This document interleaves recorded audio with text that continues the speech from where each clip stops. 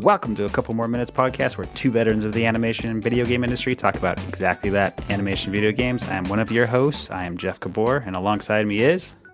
Pete Paquette. All right. Good to be here.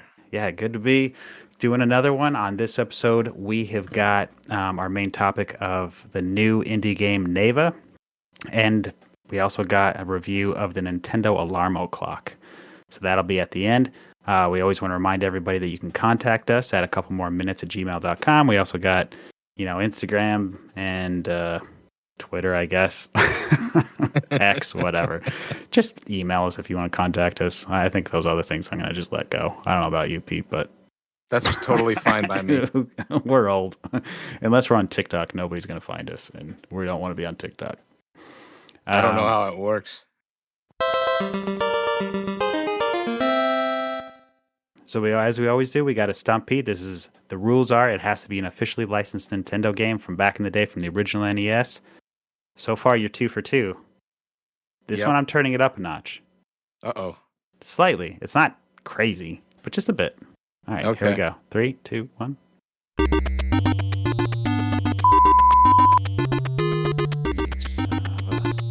Got it again. If you know the answer, write in. I'll let it play a little bit longer.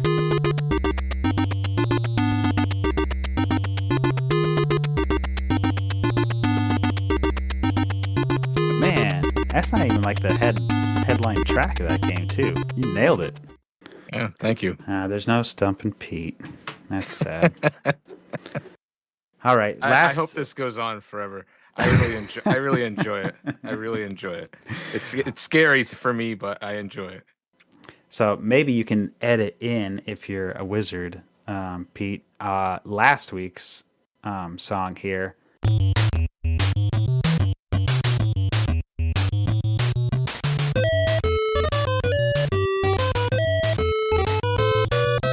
The winners were, we got Johnny Haddock and Brad Fosho and Bedwell Blackburn, who all knew it was from Double Dragon. It is Chin's song, or as a lot of people call it, Murder Carrots. So, congratulations to you guys. If you know the next one, feel free to write in.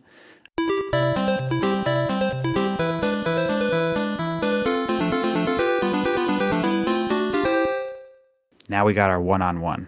This is where we're going to debate a little bit. This is a harder one. People have been saying, all right, Mario World versus Sonic 2 was not really a close competition. Mm-hmm.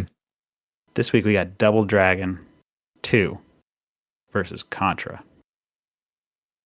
Yes, and it's it is as close as everybody's anticipating.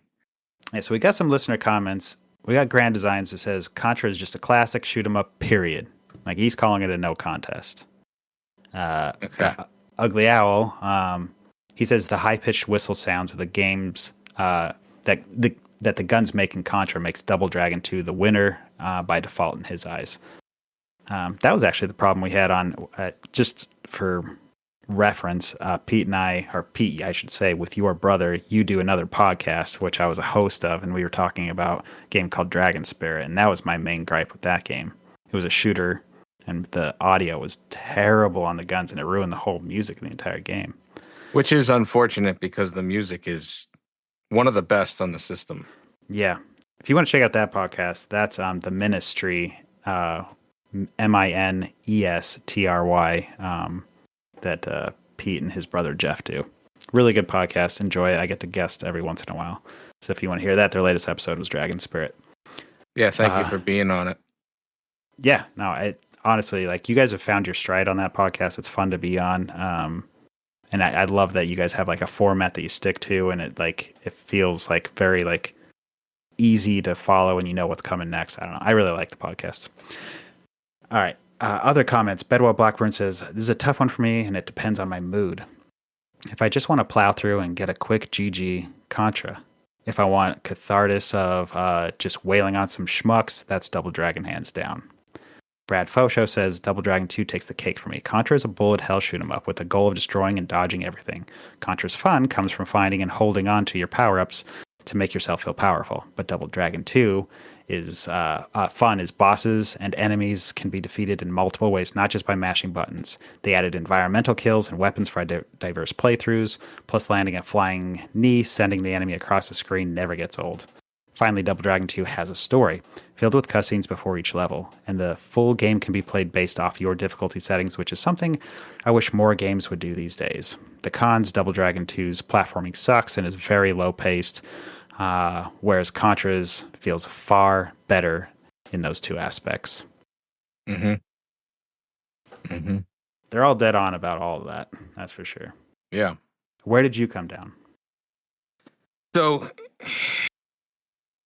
I couldn't come up with an answer on my own. So I turned to the review matrix of the Ministry podcast to actually help me through this. Nice.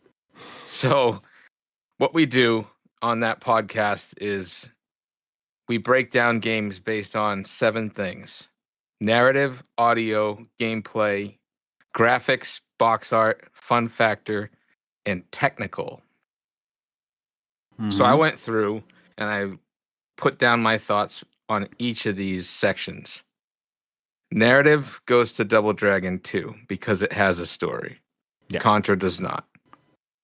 Audio, Contra's sound engine and compositions are better in absolutely every way. I actually do not like the Double Dragon 2 sound engine. I think it sounds terrible. I'm kind of with you on there. They're nostalgic and I like them, but if you actually if you start debating the actual quality of it, Konami did a little bit better job with Contra.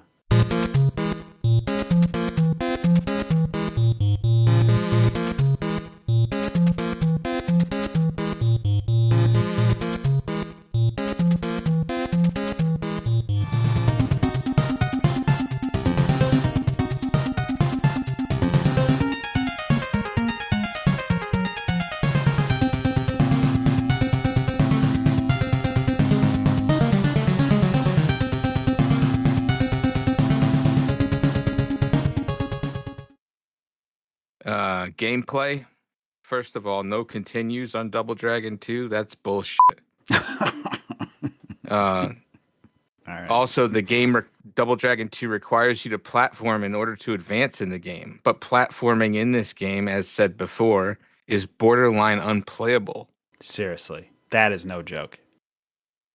The other thing I really hate about the gameplay of Double Dragon 2 is this game was, yes, it has Acclaim on the box, but that means it was produced by Acclaim. The people who actually developed and made it are Technos Japan. And they have a thing that they do with their button mapping that they did in other games they created, like Renegade, River City Ransom, and Double Dragon 2, where they have a button mapping system of face left, punch left, face right, punch right. So, in other words, if you're looking to the left, you have to hit the B button to punch. But if you're looking to the right, you have to hit the A button to punch, and the B button becomes a kick. Yep. That drives me absolutely bonkers. Bananas. Yeah. I would rather, I want the punch button to always be the punch button, and I want the kick button to always be the kick button. Yep. So that is a huge negative. Gameplay goes to Contra for me. But the graphics in Double Dragon 2 are better than Contra. Even though Contra has large boss enemies, Double Dragon's environments, variety of enemies, and cutscenes makes up for it, and then some. Mm-hmm. The box art, and this one is going to be controversial. I know it is. Oh, you're not going to say Contra. Although iconic, Contra's box art is derivative of action heroes of the time. Oh, okay. Double Dragon 2's box art is highly stylized and has a dynamic feel that is a feast for the eyes that tells a visual story. My opinion on fun factor is Contra is more fun. Mainly because of the frustrations I had with the button mapping and the platforming. And from a technical standpoint, Double Dragon 2's gameplay mechanics are far more sophisticated than those of Contra. So, basically, we're here looking at a very close call, but ultimately, for me, it goes to Double Dragon 2. Ah, right. Man, I'm actually right there with you. I came down with Double Dragon 2 as well, and it for me, although I didn't do the whole Matrix, which I'm very proud that you did that. It's very nice. Thank you. Uh, it came down to like what I actually had more fun playing as a two-player mode, because I feel like with Contra, I feel like playing two-player actually was like a hindrance. Like you're trying to keep up with your partner, you're being pushed off the screen. It didn't feel like it was actually like you're teaming up against the enemies and being rewarded for having another player play co-op with you. It wasn't an advantage, it was a disadvantage.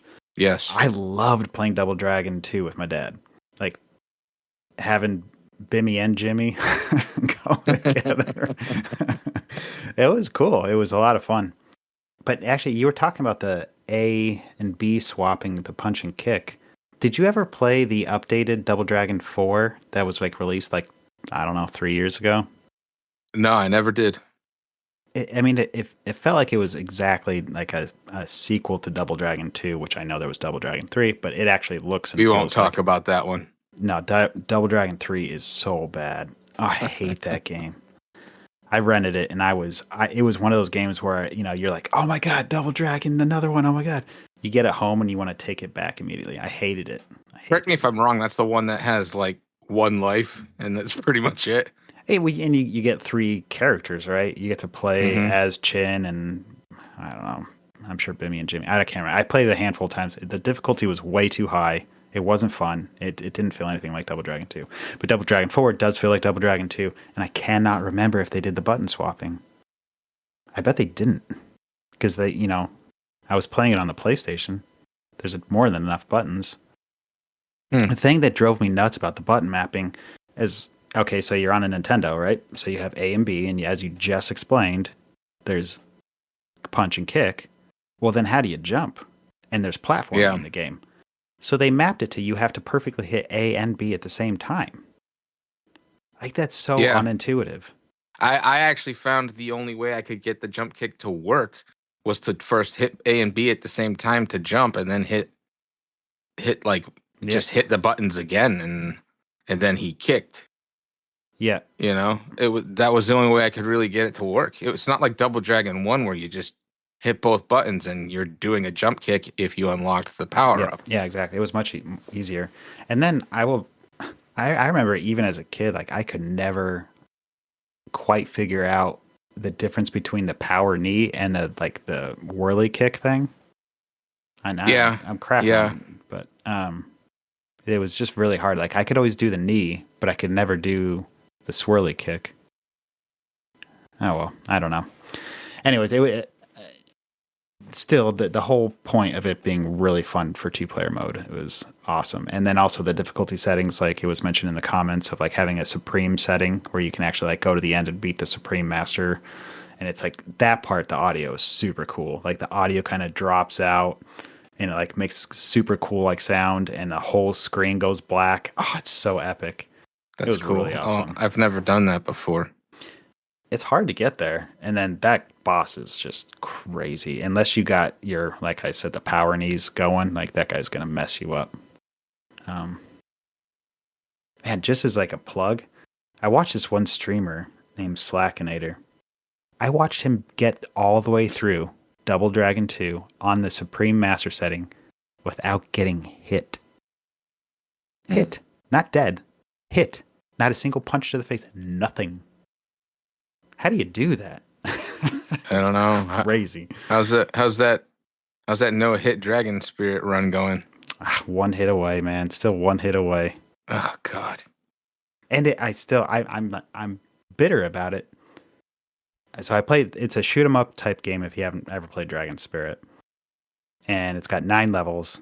I got all the way through the first 8 levels, and then I hit a wall, which I swear I did not hit any projectile, and it killed me. So Silver Surfer style. Yeah, that's what it felt like. Like I literally, I'm like, oh man, I got this, and then all of a sudden my dragon just beefs it. Like, what's going on? I raged a little bit, that's for sure. All right, that wraps up our next 1v1. All right. I don't know if you tell me if this is terrible, but I think racing games on the NES were a lot of fun. And the Mm-hmm. ones that like, at least I remember being at like when I was really first starting to get into it, everybody had Excite Bike and everybody had Rad Racer. Yep. I don't know. That's a good matchup. That's a good matchup. It's two totally different experiences, even though it's racing. Yeah, that's why I think it's going to be a little harder to compare them 1-to-1. It's a little apples to oranges, but I'll be interested in seeing where people come down on that. I think I have a clear favorite in my head, like which one I'd rather go back to. But I mean, yeah, I think so too.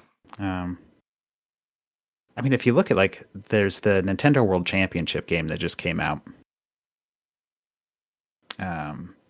They got Excite Bike on there. They don't have Rad Racer. Well, the original World Championship cartridge had Rad Racer as the third part of the game. So what's up with that? Yeah. They swapped it out. They changed their mind on what was better. Yeah. We'll have to see which one comes on top.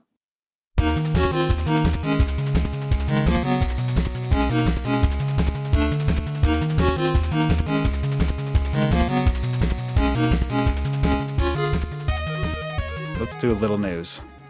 All right. We say we're about animation video games, so let's do a little bit of animation. Let's talk Disney. Okay. Disney.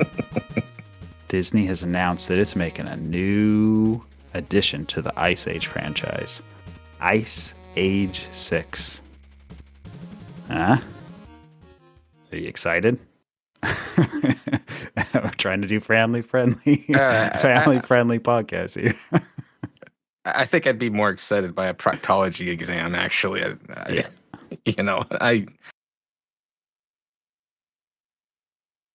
Yeah. It just pisses me off more than anything else because of everything that they did to undermine the original creators of the franchise. Mm-hmm. And now they're trying to make this big deal like, here's Ice Age 6. It's like, fuck you.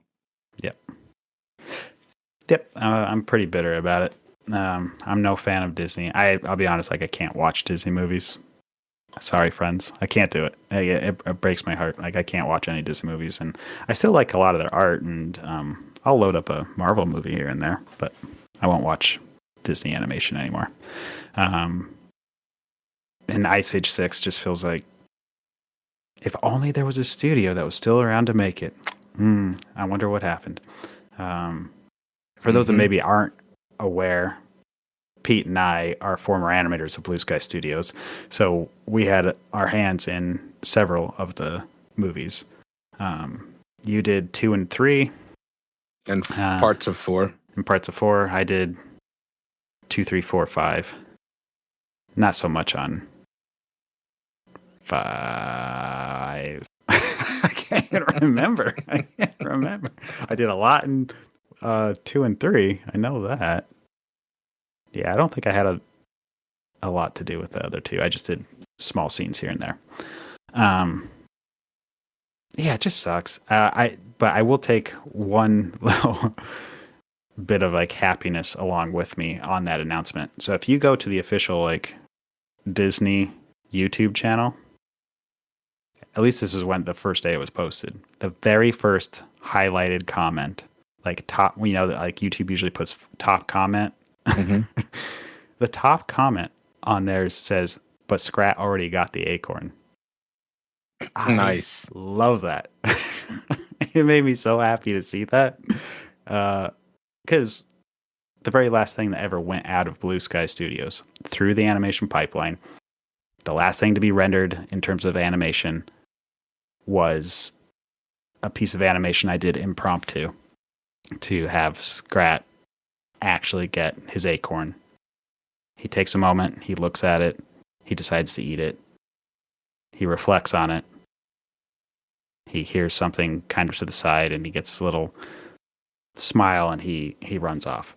And I worked on that with a handful of other people that killed themselves to put it through the pipeline, through lighting, through materials, through audio, editing, and even to the point where the composer for Scrat Tales shorts caught wind of it from California, and he hand composed original music for that beat. Really? Insane. Yeah, Batu Sanir. Man, he's so cool that he did that. But that was the last piece of animation, and it certainly was not paid for by Disney. We were owned by Disney. They had no say in it, and we all came together to do it. It was our last send off. So our last meeting that we had at Blue Sky, all together as a big crew to premiere the Scrat Tail shorts, and we all knew we were being shut down at that point. The last thing we showed was that short as basically a goodbye, like just to say it's been fun. And this is our sort of like put a bow on it type of thing. And that got leaked somehow. It was not actually intended to go out into the public, but I'm glad it did. And it like caught fire and blew up. And I think it meant a lot to a lot of people around the world, because it was like, for a lot of people, it took on this metaphor for saying goodbye to your childhood, which is like, it was very touching. To read a lot of the comments when it got leaked and people were writing about it, and it became the #1 post on Reddit, which was insane. Wow.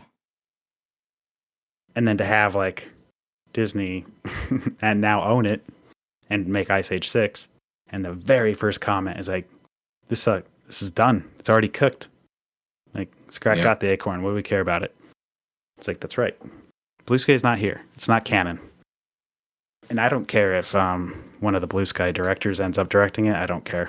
It's not Blue Sky. Yeah. So if Carlos is attached to it, or Wedge, or whoever, don't care. It's not Blue Sky.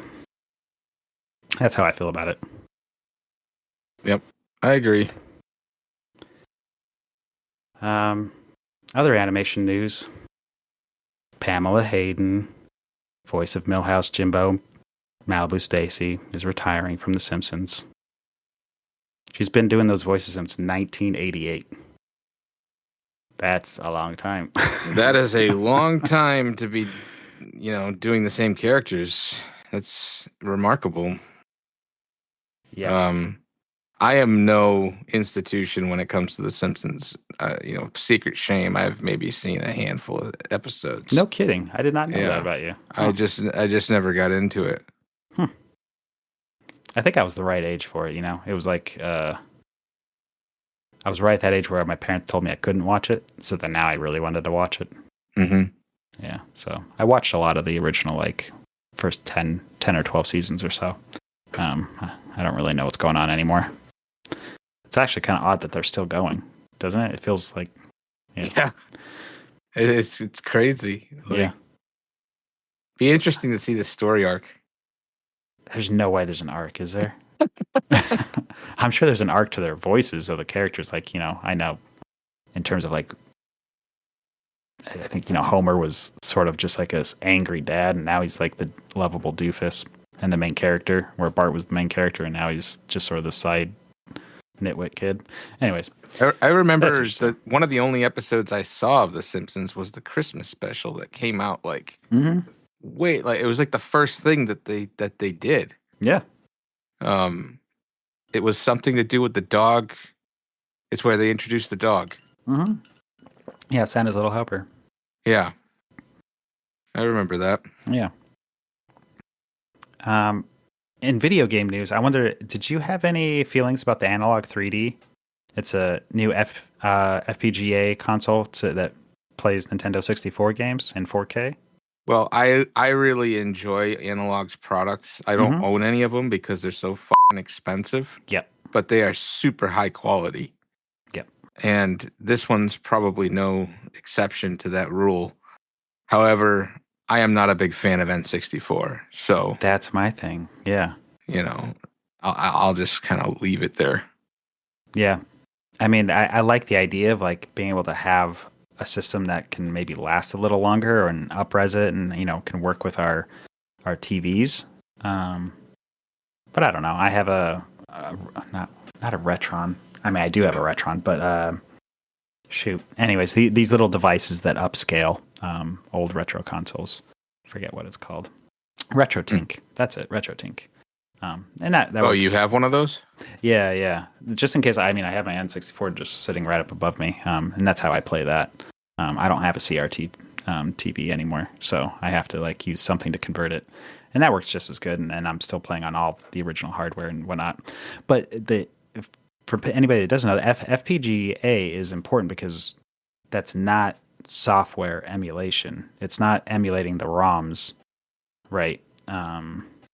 It's an emulation of the hardware, Right. which is a distinct difference in terms of the quality and recreating the original experience, how it runs, the colors, the feel, the timing. It's a much more faithful recreation, preservation of the original. Yes. Yeah, One experience. one of the things that it doesn't do that emulation does is, niceties like save states. Mm-hmm. But if you're talking about like getting that authentic experience, FPGA is the way to go. Yep. Yeah, I have the Retron or the Retro AVS, and that's an FPGA. Yeah, and that thing's awesome. Yeah, it's fantastic. I love it. I ended up investing in a. Oh no, go ahead. Go ahead. I was gonna say at a time when the original analog NES that came out was going for $500, this one was going for like $210, and it was also an FPGA. So I went with that. I know I didn't really actually fully have. I didn't know the value of FPGA versus just emulation back a few years ago, which is why I got caught up really excited about the Retron 5 back in the day, which was great because it was like a all-in-one console that could play a lot of your games. But in the end, it was still emulation, and it kind of the more I played it, the more it showed. And a couple years later, it stopped working. It doesn't even work anymore. So the quality was the quality of those Hyperkin products are just garbage. Yeah, it was bad. Anyways, I have a Mister, and the Mister project is a side project hobby of a lot of people that are putting together these FPGA like builds, and you use it not a Raspberry Pi, but something similar to that, where you run their software on these things and it recreates. I'm not the technical person to explain it, but anyways, you get all these cores and you're able to run a lot of these old systems, but they don't really have a core for Nintendo 64. It's like notoriously hard to recreate. So the analog 3D is appealing in that way, because it is a pain in the butt to get this RetroTink out. And I heard the N64 is also difficult on the emulation side of things. Yeah, that's the other big thing, right? Because there hasn't been like an alternative. Like you can't really recreate it, and people have tried, and they do the major brands like Mario 64 and maybe GoldenEye and that kind of thing. But the more side games, I don't think it runs as good. Some of the side games that are like not nearly as popular. I don't know. The only reason why I'd want to play it is Banjo-Kazooie. That's my game that I continue to go back to. And yeah, the one I really liked on the N64 was Blast Corps. yeah. It's just a stupid game about getting like backhoes and smashing down houses. Just a lot of fun. Yeah, that era of games just has not stood the test of time. No, it hasn't. And you can argue, yes, the Nintendo has a library of games that is not infallible. There's a lot of garbage on the NES, but at the very least, there's a lot of really well designed playable games on the NES where you just can't say the same for the N64. Yeah. I mean, to me, there's certain games on the NES that are they're still perfect. Like that you can't other than maybe some like hardware slowdown, but like how do you really pick apart Mega Man 2? Yeah, exactly. That game's so good. Mario 3, like there's I don't know, the appeal, the look of it, the design, I don't know. It's amazing, but you have to use your imagination a little bit with Mario 64. That game's a little rough. Yep. Speaking of Nintendo, I'll skip ahead a little bit. Did you hear that Nintendo released the Nintendo Music app? Yeah. Hmm. I'm not really a big fan. I know. I got really excited about it, downloaded it. Wah, wah. It's not good. Yeah, it. The Alarmo has some similar issues, but Uh-oh. we'll get to that. All right, we'll But the bury app it. is like, man, I'll just go to YouTube and listen to the. I know. So the idea is cool. So here's an app. You load in. You kind of pick your characters or the games you really like. Maybe some like mood that you are interested in, and it has some playlists of these games. You can even do a thing where it's like, I want to hear this game, but I don't want the spoilers of that game. Let me hide the spoilers or something around it. There's something in there like that. At least it warns you when you first open it up. Hey, you might get a spoiler. In the end, you quickly find out that the library of games they have in there is extremely limited. Oh yeah, Like, that's his biggest downfall. Like when I was reading about it, I was like, this is it. Like out of years, you have decades of of backlog music you mm-hmm. could choose from, and this is what you chose. Yep. Like You know? you can click on the original NES, right? You can like sort by like almost consoles, right? And you go down to the NES. Last I checked, it had 3 games, and 2 of them were Metroid. The Famicom Metroid and NES Metroid, and then a Mario game. And I was like, all I do is listen to the NES. There's hundreds of killer tracks, Yeah. and you got 3 games. Oh my goodness, what a shame. No Zeldas. I mean, on the original NES, there's Breath of the Wild, I think, and stuff on there. Um, but yeah, so then you're looking at newer stuff, and it's just limited again, and it's. I hope they continue to invest in it, but the reality is that they will never have the rights to the games that you actually want to hear, right? That is true. Yeah, Like you're not gonna. Capcom, you wouldn't Yep. get any of the Capcom games, none of the Konamis, Nope. none of the Sunsofts, Nothing. and it's the NES has only a handful of good games for that was produced by Nintendo. So I don't know. I don't Yep. know if they'll be able to build on it on the Nintendo on the NES library for it very Yeah. much. I don't think so. Yeah. I think it's gonna. It's just it's limited. It's just there's not enough even possibility. I don't want to listen to like Balloon Fight, you know? Yeah. Hogan's Alley. I don't Yeah. know. What I don't know. Yeah. Tetris, I guess. I don't know. But I want to listen to Mega Man. You're right. I want to listen to like Fester's Quest. I want to Blaster Master, Yep. Gremlins. Like you're not going to be able to listen to any of that. So back to YouTube. Even Yep. Spotify a couple years ago put out like this whole. Um, I think it was Capcom, right? They released like a Capcom album where you could listen to like a lot of the stuff like Street Fighter and that kind of stuff. Oh, really? And that was a big deal. But then you realize even that it's like, well, there's only so much there. Like I want the rest. I want Konami and I want everything. Anyways, So there's a guy on YouTube called Nico's 8-Bit Stereo, and what he does is he uploads an entire OSTs of games of NES games, and also includes a MediaFire link to download them. ooh, So check that out if you if you're that's how I have such a vast knowledge of NES games is I download all these and put them through Music Bee or whatever, you know. yeah. I mean, originally you're the one that got me listening to this stuff. Most of the time I listen to music, I'm listening to some sort of video game tracks. At this point, it helps me like study and work and all that. But yeah, you were the original person like back at Blue Sky early in the mornings. You were playing retro video game music mixed in with your other playlists, and just dug it. So you've been doing that for decades now.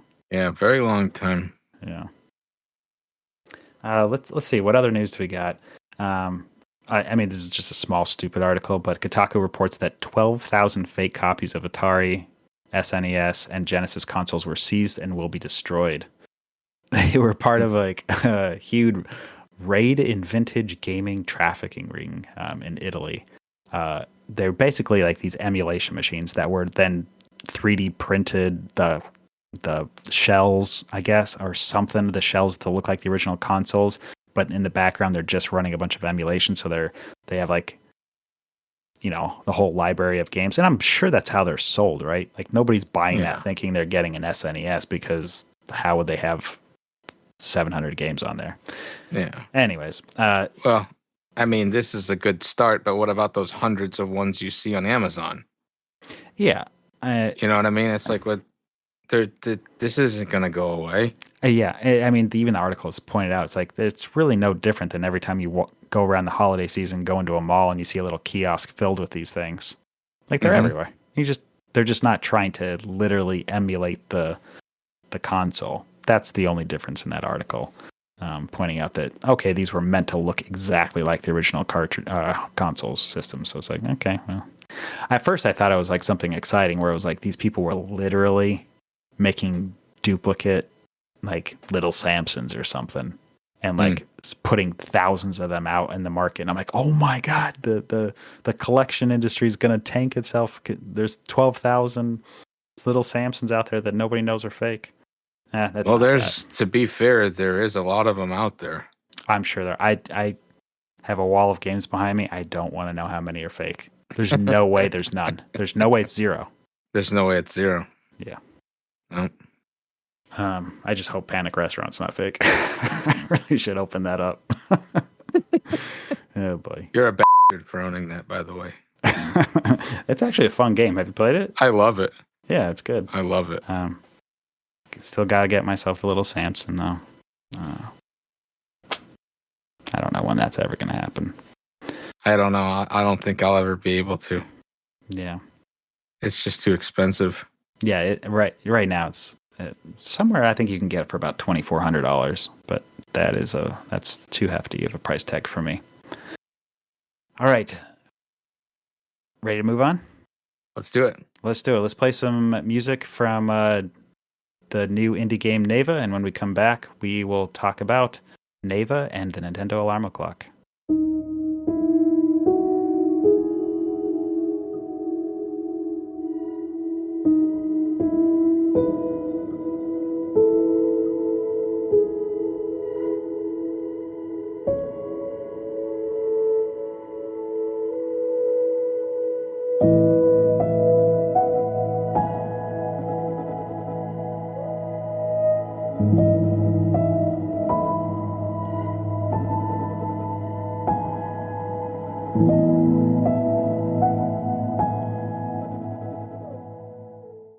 All right.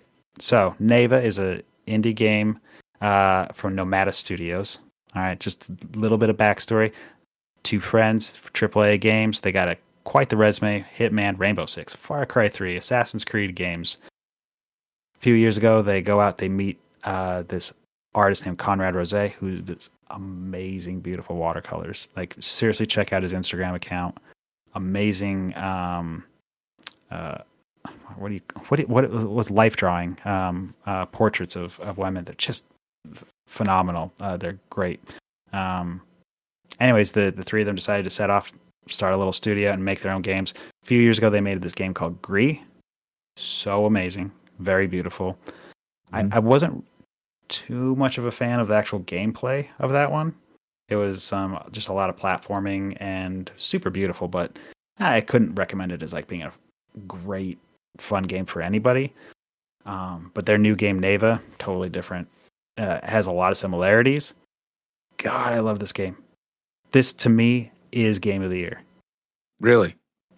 For me, I mean, it's not going to be everybody's. It's not a AAA title, but it's already up for 3 games for the Game Awards. Best art direction. That's out of all games. That's not just best indie art direction. Best independent game. And games for impact. I have no idea what the category that is, but says a lot about this game, and it is beautiful. Every single moment of that game, you could take a screenshot, hang it up in a museum. Like, I have no idea how they spent. How do you create that much beautiful artwork and content and compositions? The camera's like focusing in on everything you want to see. There's stuff in the foreground, the background, like and the whole time it's fully animated on top of it. The animation is stellar. Like usually when you're playing a platforming game or you're playing a video game in general and it's got full animation, you start to feel like you're not quite in control. It's like delayed. It doesn't feel right. It's like the animators took too much control. It's like playing a lot of those original like Genesis games, like where like Flashback or Prince of Persia, right? It's like yeah. all right, well, it's just too much in it, too much Just animation. gets in the way of the gameplay. Yeah, not this, man. So solid animation. Do I? Let's see if I got a little synopsis of the game. Yeah, so it says Neva experienced the moving tale of a young woman and her lifelong bond with a magnificent wolf as they embark on a thrilling adventure through a rapidly dying world. So that's pretty much what it is. But what I found so amazing about it, and I'm not going to give any spoilers, but it's such a beautiful metaphor for life, and especially like raising children. At least that's what I put onto it. That's my like Rorschach of the game, of like you have this innocent child and a baby, and you have to like take it and take care of it and show it the ropes, and you're teaching it to like grow up, and it starts to get better and better, and it becomes your equal and your partner, in terms of like your skill level, at least in life. And then there's the moment where you have to say goodbye, like let them go out on their own. You have to let them have independence. And there's always the eventual thing that they eventually have to take care of you. And you see like a lot of this play out in fully beautiful animation and imagery. And it's like impactful emotionally as well. It's just so well done.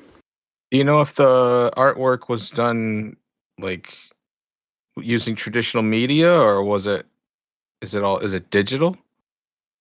That's a great question. I mean, I saw a lot of the illustrations on Instagram in terms of like using sketchbooks and stuff. I would be kind of surprised if it's all traditional. Like I would bet it's, some digital painting. That's what it looks like. It's cleaned up a lot. It doesn't quite look like, Cuphead, where it's like cell drawings and scanned in. So I wouldn't say it's that far. And I know during their opening, they literally did rent out a museum and showed all their art in a gallery. So there's at least that. I mean, it does stand out. So it's worthy of being traditional media. Man, there's these parts in this game where you feel so part of the story, and you this dog, this wolf named Neva. You have the ability. It's so odd, but one of your buttons is mapped to a button where you just call to the dog. You're just like Neva.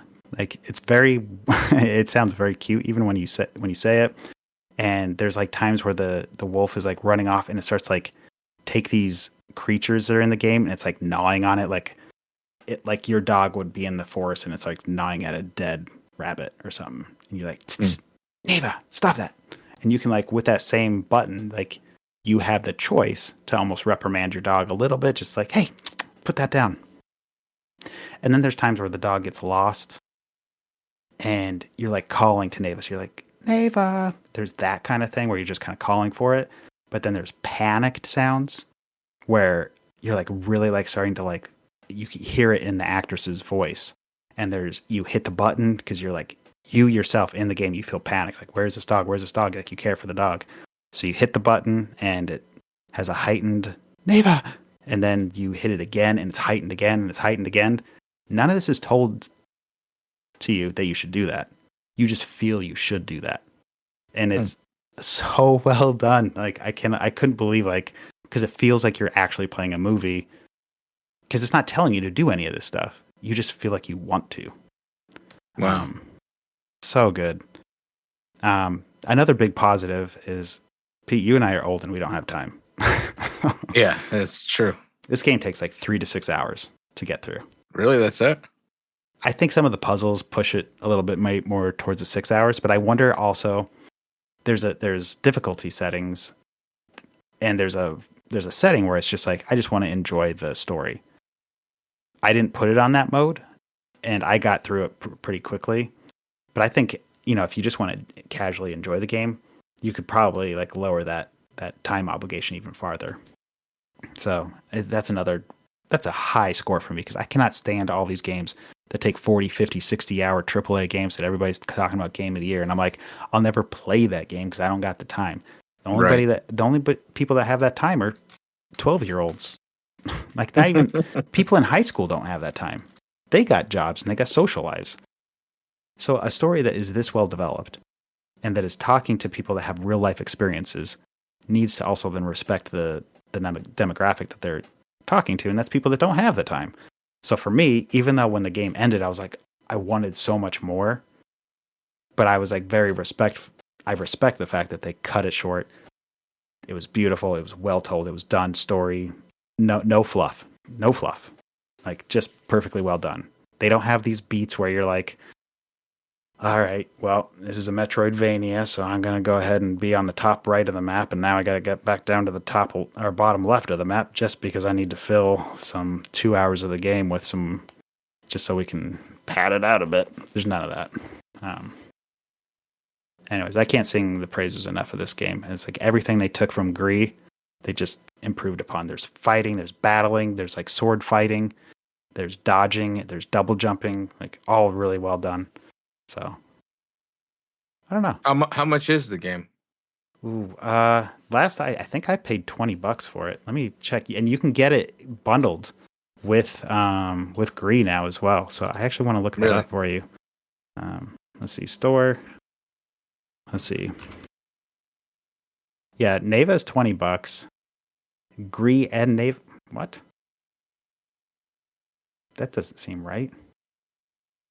I mean, what I'm seeing here, maybe you should look it up because I'm seeing Neva $20, Gree and Neva $12. What? Well, maybe people really want a standalone version. I don't know. Is this what platforms is this on? No. See, it's taking off the fact that I already have Neva. So Gree is $15 and Neva's $20. So together, yeah, you're getting like a $35, something like that. What platforms is this on? Everything. What did you get? What did you play it on? I'm playing it on Steam because I was like, this art is amazing, and I want to be able to take screenshots like easily. Yeah. I want easy screenshots right off my desktop. So, yeah, that's why I got it on Steam. And cool. I like it so much. I'm sure they got a physical copy coming out early next year for the Switch. I'll probably go ahead and just buy that just so I can have it sitting on my shelf. Got the same for Gree. Like I just like something like I love indie game stuff. I love it. I want to support it, so it's like, all right, I don't mind paying for it twice. Yeah, I'm the same way. Yeah, I'm the same way. All right, I've sung its praises enough. If you haven't played it, please do. I just think it's brilliant. You heard it here, folks, from Jeff Gabor himself. Yeah, it means so much. Jeff Gabor's stamp of approval. Yep.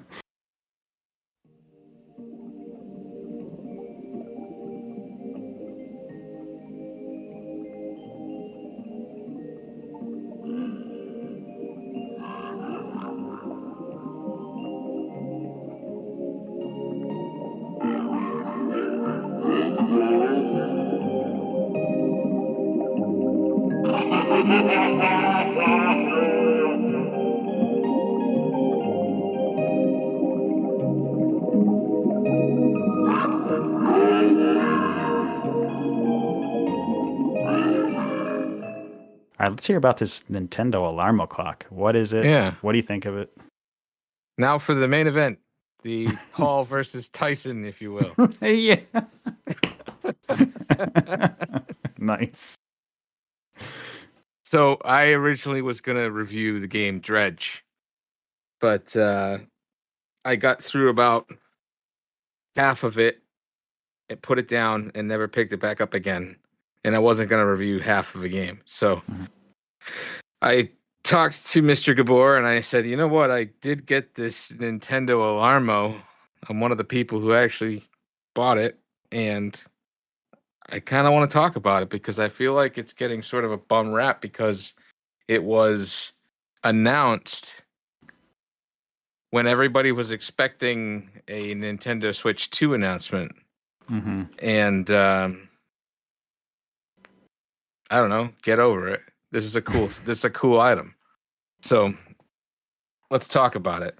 It's got a solid design. It's about the size of a softball. It's red and it has a large, like, iridescent white dial on the top that you can twist left and right to navigate menus and shuffle through field values for time, date, etc. Cool. And then you press down on that button, on that dial, to register wanted values, if that makes sense. Mm-hmm. The idea is that Alarmo can wake you up gently and ramps up the intensity. The dial even flashes to a selection of various Nintendo themes. And sadly, this is where Alarmo misses a huge mark by only playing themes from the modern Switch era. Ugh, Seriously, like, so you have you have a choice of Super Mario Odyssey, Breath of the Wild, Pikmin 4, Splatoon 3, and Ring Fit Adventure. Who the fuck wants to wake up to Ring Fit Adventure? That's a weird choice. So again, like the app, it completely like disregards decades of fantastic music. That's where it feels weird. That for me is a downfall. But there are some other things that are kind of cool, like, you know, like you'll hear some music start to play, and then you'll hear Mario running around and jumping, and the coin will go off here and there and stuff. And then as time goes on, it gets more intense, and the top dial will even flash. The clock connects to Wi-Fi and receives updates. So I'm hoping that they will expand on the library of sound effects that they have to offer. Man, it'd be cool if they actually started to talk to the Nintendo Music app. That would be cool. And they expanded on both of them. It's a smart clock. It goes for about $99, but it's an alarm clock. You can set a bedtime, right? Where if let's say you set your bedtime for 10 p.m. Mm-hmm. and you lie down and it's not quite 10 p.m. yet, or it's just after 10 p.m. It tells the clock can tell when someone goes into the bed. And then it'll start playing like this sort of Minecraft-esque music.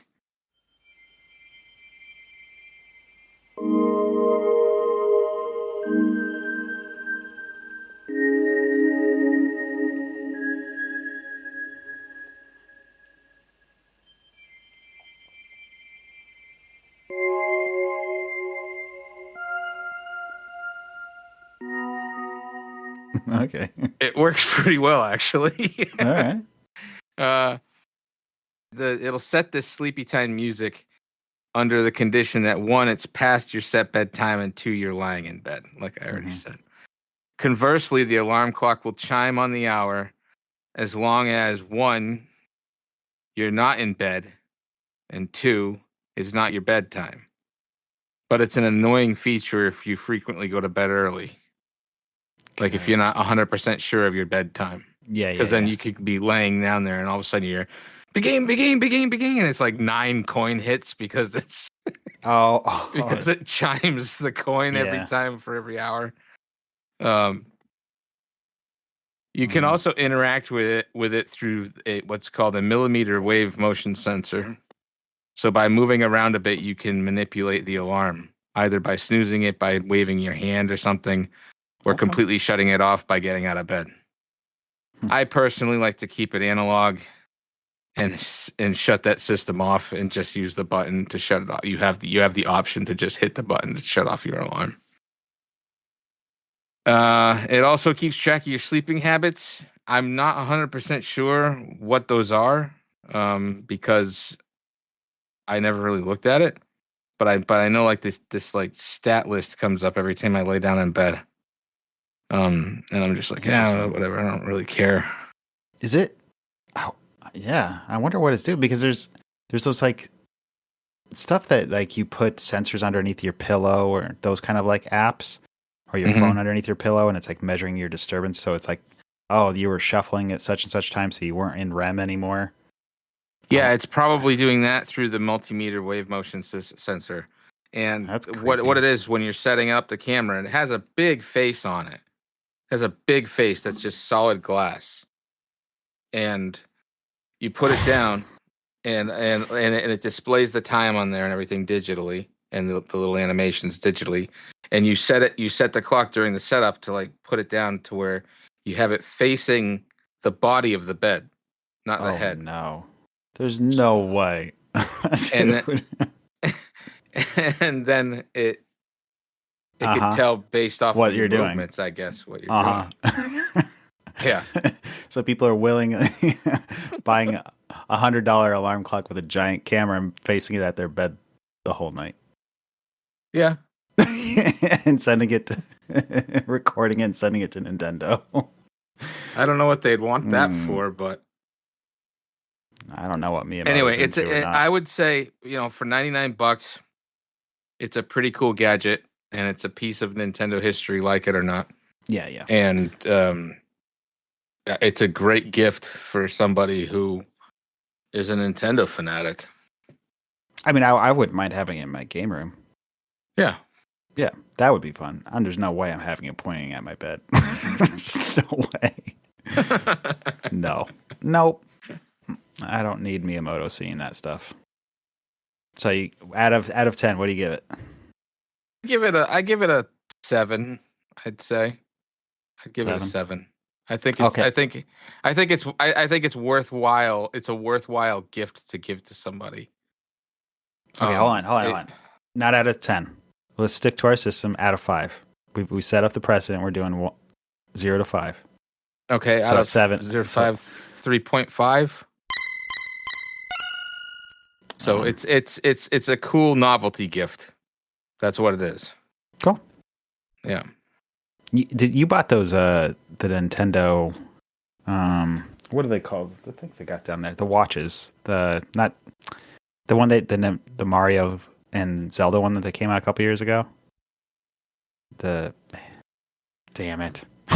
What are they called? The Nintendo watches? They're not watches. The pocket. What? Now everybody's yelling it in the. It's called the. It was like for the 35th anniversary of Mario and Zelda. Oh, the Game & Watches. Thank you. My God, those are awesome. I actually my very first video game experience I ever had was on a Donkey Kong 2 Game & Watch back in like 1985. Somewhere around that era. I guess I'm just bringing it up because it's like this isn't without precedence. Nintendo does this stuff. Yeah, I mean, they've always have. If there was an analog Duck Hunt game toy, before there was video games. Yeah, they did all kinds of stuff like that. Yeah. So I don't know. If there's one thing I would like that I had as a kid that I don't have anymore, it would be the Mario and Luigi Game & Watch that like folds like a clamshell. Mm-hmm.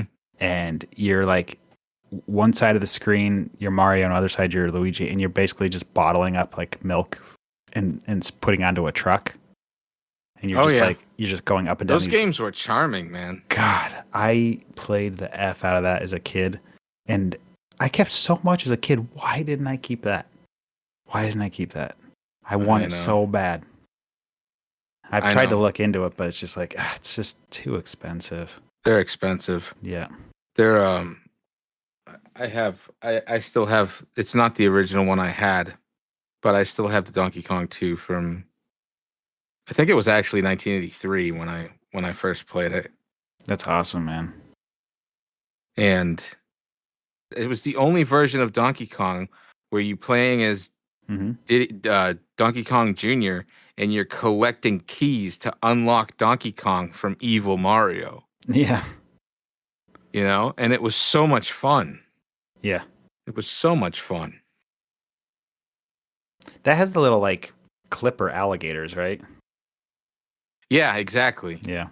I love that game. They did re-release it on the Game Boy Advance. They released a Game & Watch collection.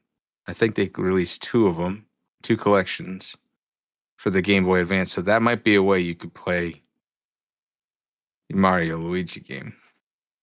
Ooh, that's a because oh no, well your Retron 5 doesn't work anymore. Yeah, it doesn't. No. But I was gonna say you could play it on that, but I bet there's ways to play it. I haven't checked out the entire label. They have Game Boy stuff on Switch now. If you have the, I wonder if there's anything. Oh on yeah, there. that's right. If you have the Nintendo, Yeah, I have that. I should check it out. Yeah, man, the one system. This is going way off topic. We're about wrapped up, but man, if there's one Nintendo console I have not given enough time to, that is Game Boy Advance. That system has some serious titles I have not played. Dude, the Minish Cap is amazing. I've never even seen it. I don't even know what it. I've heard people talk about it, never seen it. I don't know what it looks like. I loved it. I absolutely loved it. When we were at Blue Sky and when we were at in White Plains when we were working on Ice Age 2, I got my hands on a Game Boy Micro because Nick Bruno got one for Christmas and I wanted one too. So I got a Game Boy Micro, and I would, we were in downtime in between projects, and I was just like, you know what, I'm gonna play some Minish Cap. And it was just like mind-blowing experience. That's awesome. Highly recommend it. Yeah, I'm gonna get more into it. So that's it. I'm gonna go ahead and say I'm gonna give Neva 5 out of 5. That game's amazing. So if a game, games just aren't that beautiful and that well done without deserving a 5 in my book. So we got a 5 and a 3.5 on this episode. Thanks for joining me again, Pete. Yeah, you're welcome. It's always a pleasure. I don't think we have anything lined up for what our next topic will be on the next episode. But feel free to chime in on the Stump Pete and the 1v1. It's Excite Bike versus Rad Racer. You can check out or let us know at a couple more minutes podcast at gmail.com. Anything last the thing to say, Pete? Nah. Forgive me for my Nintendo fandom. I think if anybody's listening this long, they got to be fans of Nintendo too. So this has been a couple more minutes podcast where 2 veterans of the animation and video game industry talk about exactly that. All right. Thanks for joining me, Pete. Take it easy.